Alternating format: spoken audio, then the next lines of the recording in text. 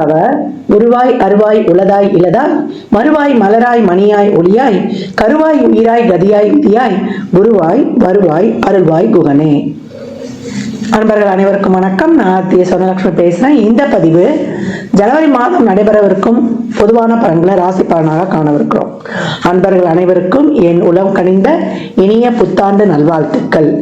இந்த வருடம் உங்கள் அனைவருக்கும் வளமான நலமான செல்வ செழிப்பையும் நீண்ட பரிபூர்ண ஆயுள் ஆரோக்கியத்தையும் எல்லா வகையிலையும் நீங்க வெற்றிகரமாக உங்கள் வாழ்க்கையில் பயணிப்பதற்கு என் முருகப்பெருமானையும் வாராகி அன்னையையும் அண்ணாமலையானையும் பிரார்த்தனை செய்து கொள்கிறேன்.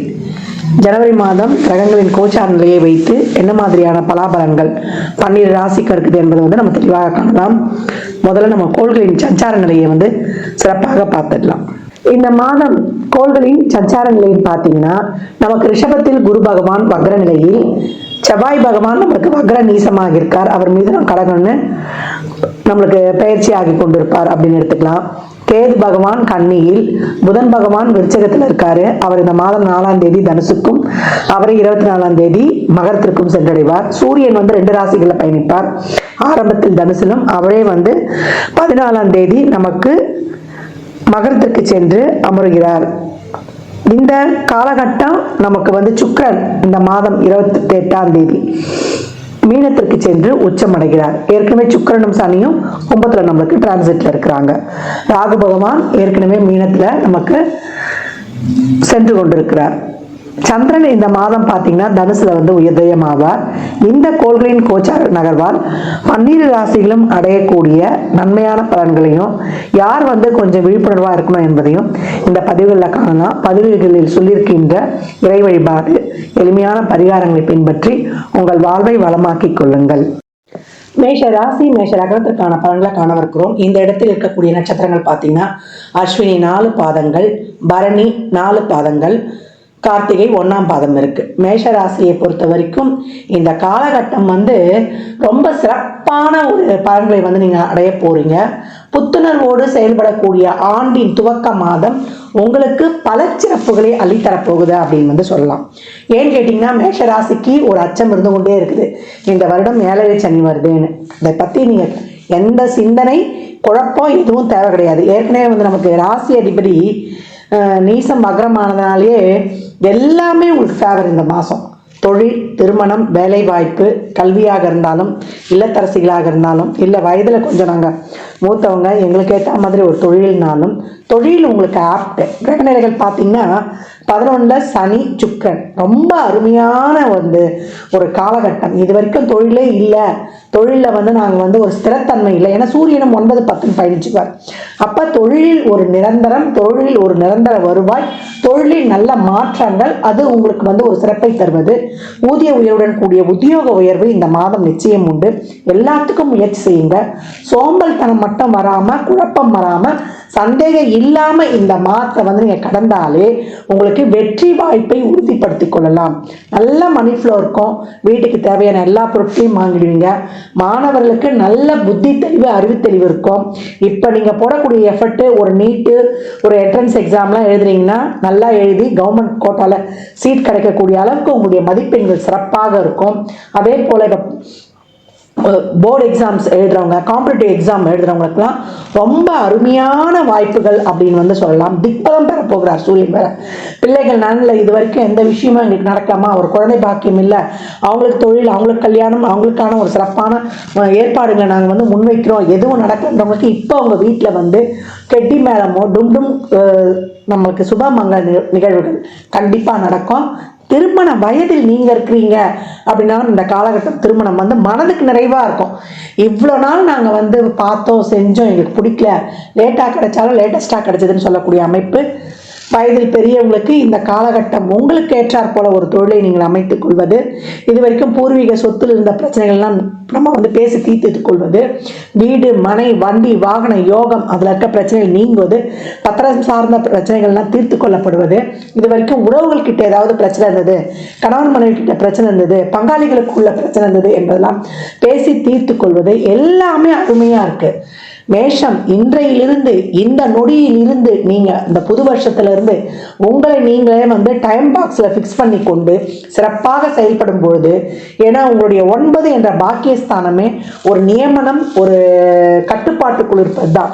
அப்ப உங்களுடைய திட்டங்களை வடிவமைத்து முதல் நாளே நீங்க மறுநாளுக்குரிய செயல்களை வந்து நீங்க பிளான் பண்ணி செய்யும் பொழுது ரொம்ப அருமையான வருடம். எல்லாமே நல்ல பலன்கள். எதுலமா கவனமா இருக்கணும்னா, உங்களை பொறுத்த வரைக்கும் நல்ல நண்பர்களை தக்க வைத்துக் கொள்ளணும். உங்களுக்கு நல்ல நண்பர்கள் கிடைக்கிறதும் நல்ல உறவுகளும் வந்து அவ்வளோ சீக்கிரம் கிடைக்காது. அதை வந்து நீங்கள் சிறப்பாக வந்து நான் உங்களுடைய அந்த கோபத்தை விட்டு அவங்களோட வந்து அனுசரித்து அதை மட்டும் நீங்கள் வந்து ஃபாலோ பண்ணிக்கணும். வாய் வார்த்தைகள் கொஞ்சம் தேன் தடவையே நல்ல வார்த்தைகளாக பேசணும். அதை மட்டும் டக்குன்னு விட்டுடாதீங்க. ஏன்னால் இது இருக்கக்கூடிய அஸ்வினியும் சரி, நம்மளுக்கு கார்த்திகை நட்சத்திரமும் சரி, கொஞ்சம் வந்து கோபம் கொஞ்சம் கூடவே இருக்கும். பரணி கோபம் இருக்கும், அது பாலிஷ்டாக காட்டிடும். அதனால் நீங்கள்லாம் வந்து இதில் மட்டும் கொஞ்சம் கவனமாக இருங்க. உறவுகளை மட்டும் தக்க வைத்துக் கொள்ளணும். உடல் ஆரோக்கியத்தில் ஒரு சின்ன உடல் உபாதையாக இருந்தாலும் நீங்கள் கவனம் எடுத்துக்கணும். கோயிலுக்கு போகிறீங்களோ இல்லையோ, நீங்கள் இந்த காலகட்டம் உடலுக்குன்னு சொல்லிட்டு நீங்கள் ஒரு எக்ஸசைஸில் போய் செஞ்சுருது, மனதுக்குன்னு வந்து மெடிடேஷன், யோகா, தியானம் பயில்றது, இதெல்லாம் பண்ணும்போது உங்கள் வாழ்க்கையை வந்து நீங்கள் சிறப்பாக கடந்து வந்துடலாம். அப்போ மேஷத்துக்கு திருமணம், தொழில், வேலைவாய்ப்பு, மாணவர்களாக இருந்தால் கல்வி, இல்லை இது வரைக்கும் உடல்நிலை ஏதாவது ஒரு குறைபாடு இருந்தால் ஒரு நல்ல மருத்துவம் கிடைப்பது, இதெல்லாம் ரொம்ப ஆப்டாகவே வந்துடணும். தசா புத்தி மட்டும் சிறப்பு இல்லை அப்படின்றவங்க ரொம்ப வந்து எனக்கு குழப்பமாக இருக்குது, எதையும் செய்ய ஒரு பயமாக இருக்குன்னா உங்களை சார்ந்த ஒரு வெல்விஷர் கிட்ட ஆலோசனை கேட்டுக்கொள்ளுங்க. அதுவும் ரொம்ப சிறப்பு. இப்போத்துலேருந்தே கெட் செட் கோ அவே, அதுதான் உங்களுடைய தாரக மந்திரமே. அந்த மாதிரி நீங்கள் உங்களை வந்து புகுத்தி கொள்ளும் பொழுது தேவையற்ற அந்த ஒரு பயம், ஒரு கலக்கம், இதை மட்டும் விட்டுட்டு எல்லாமே நமக்கு நல்லதாக நடக்குது, நமக்கு கிடைக்கிறது எல்லாமே பெஸ்ட்டு. ஏற்கனவே வந்து ஒவ்வொரு நாளும் உங்களுக்கான நாள், என்னால் முடியும் சொல்லிட்டு இந்த சூழலை நீங்கள் வந்து கடக்க ஆரம்பிக்கிறீங்க, முயற்சிகளை போடுறீங்க. உங்களுடைய ஒவ்வொரு கடினமான முயற்சியும் உங்கள் வாழ்க்கையில் வந்து உங்களுக்கு மிகப்பெரிய லாபத்தையும் உயர்வையும் தரவிருக்குது. ஒரு சிலர்லாம் வந்து வாழ்நாள் சாதனையாளர் அவார்டு பெறக்கூடிய ஒரு சிறப்பு, உங்கள் பணி செய்கிற இடத்துலேயே உங்களுக்கான கௌரவம், மரியாதைகள் இதெல்லாம் கிடைக்கப்பெறும். அதெல்லாம் அவ்வளோ ஒரு மனமகிழ்வாக இருக்கும். பெண்களுக்கு வந்து இந்த காலகட்டம் அவங்க நினச்ச வாக்கில் நீங்களே வந்து இந்த காலகட்டம் பெண்களுக்கான வருடம் அப்படின்னு சொல்லிட்டு வரோம். பெரிய தொழில் முனைவோராக பெண்கள் வந்து அனைத்து துறைகளையும், கலைத்துறை, மீடியா, அதே போல் கம்யூனிகேஷன் ஃபீல்டுன்னு அவங்க தடம் பதிக்காத இடங்களே கிடையாது. வீட்டிலே சாதாரணமாக ஒரு உணவு தொழிலோ, ஒரு சும்மா ஒரு பியூட்டிஷியன் மாதிரி அந்த அழகு இந்த சம்மந்தப்பட்ட அந்த பொருட்கள், சோப்பு, ஷாம்புன்னு தயாரிக்க போய் அவங்க கடைசியில் பார்த்தீங்கன்னா ஒரு லேக்ஸ் கணக்கில் சம்பாதிக்கிற மாதிரி வந்துடுவாங்க.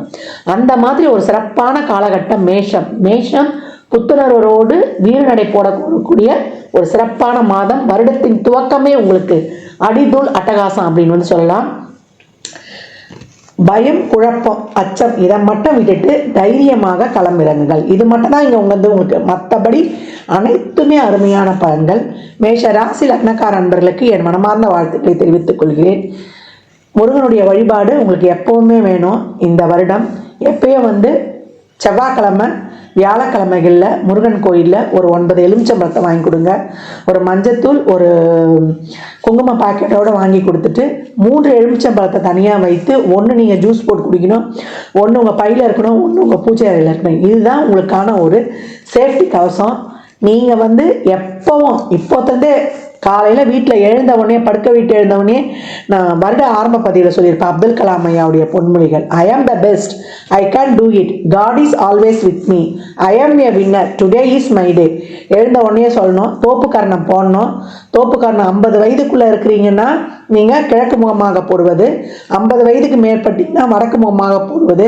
இல்லை எனக்கு நீ ஆப்ரேஷன் பண்ணியிருக்காங்க, எனக்கு கால் பிரச்சனை இருக்குதுன்றவங்களாம் அந்த ஒரு சேரில் உட்காந்து தோப்புக்கரணம் போடுற மாதிரியே உங்கள் நினைவில் வந்து நீங்கள் நினைக்கும் பொழுது அது அப்படியே அது செயல்பாடு வந்து அங்கே ஆக்டிவேஷன் ஆகிடும்.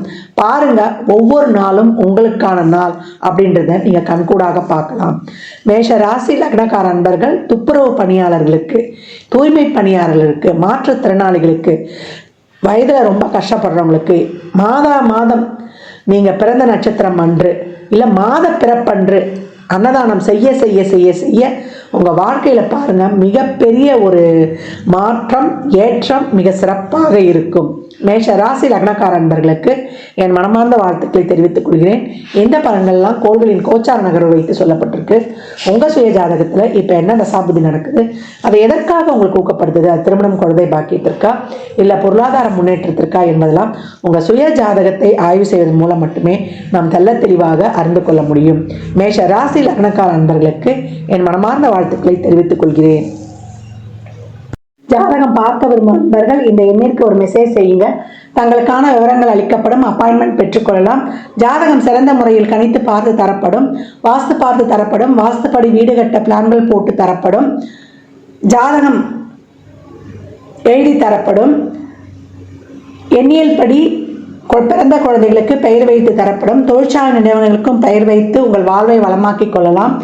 சுபமுகூர்த்த நாட்கள் குறித்து தரப்படும். அவரவர் சேவைக்குண்டான கட்டணத்தை செலுத்தி சிறப்பான சேவைகளை பெற்று வாழ்வை வளமாக்கிக் கொள்ளலாம். மற்றும் ஒரு சிறப்பான பதிவில் சந்திக்கும் வரை தங்களிடமிருந்து விடைபெற்றுக் கொள்வது ஆதித்ய சொர்ணலட்சுமி. மிக்க நன்றிகள். வாழ்க வளமுடன். நற்பவி நற்செழி இறையருளால் அனைத்தும் நிறைவாகட்டும்.